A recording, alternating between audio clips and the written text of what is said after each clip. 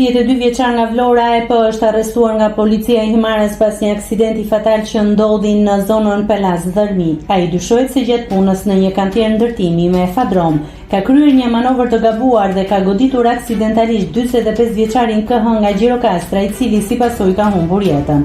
32 vjeçari është arrestuar për drejtim automjetesh në mënyrë të parregullt dhe shkelje e rregullave të mbrojtjes në punë, ndërsa specialistët po vijojnë hetimet për të sqaruar të gjitha rrethanat e ngjarjes tragjike. Nëse klikoni mbi butonin subscribe, do t'ju shfaqen të gjitha publikimet tona. Ju ftoj t'i bëni subscribe kanalit, të pëlqeni videot dhe të lini komentin tuaj.